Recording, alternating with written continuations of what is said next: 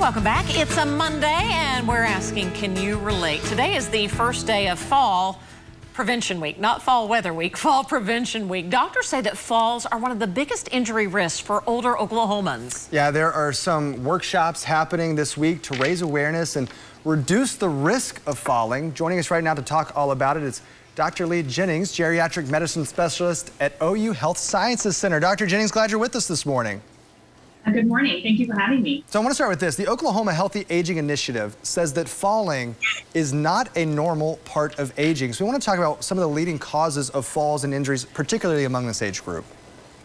Sure. So I'm really glad you asked that question. It's a very common misconception that falling is sort of inevitable, when really there's a lot that we can do to try to prevent falls. And most people don't talk to their doctor about falls. So that's one, I guess, one of my first pieces of advice is to, if you've had a fall, to make sure you talk to your doctor so that they can help you.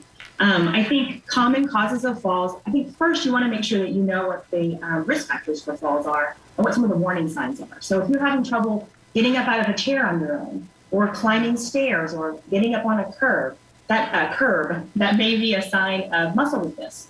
And so, or if you're feeling off balance or dizzy when you're walking, those are risk factors. And falling is a symptom of potentially other more serious conditions, like a neurological problem or a musculoskeletal problem, or even a heart condition. So if you've fallen, take notice of that and make sure that you're talking to your physician. My mom is 90, and she just kind of started an exercise class that's really low impact, but I can already tell she's getting a little stronger. Is it part of the result of falling just because we get a little bit lax on keeping our muscles strong and our bone density right? I mean, is that part of the issue here? Sure. I think there are changes that occur with walking and balance as people age. An expected part of aging is actually a replacement of the muscle tissue in your large muscles with fat.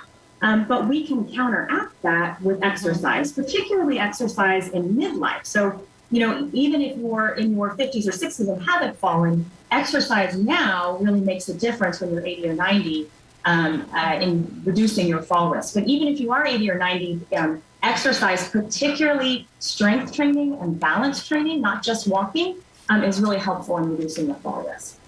And I have to ask too, what types of injuries do you see the most? I mean, we obviously hope to prevent falling, but if there is a fall, what are you usually seeing? What's the most difficult it seems to recover from? That's a great question. So among people who fall, so about 1 in 4, older adults fall every year. And of those, 1 in 10 have a serious injury, serious enough to need medical care.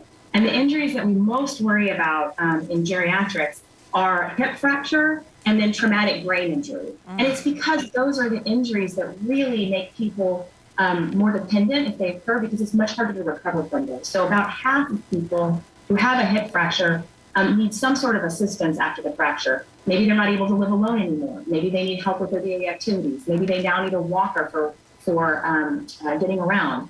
And so that's why it's so important to think through the things that you might be able to do to reduce your risk of falling and prevent something like a hip fracture. And you talked about activities. There's kind of a week long of activities being offered. Can you tell us some of those? Tai Chi even is being offered, is that correct? Yeah, so we're really excited about this. So we have a program called the Oklahoma Healthy Aging Initiative here out of OU Geriatrics.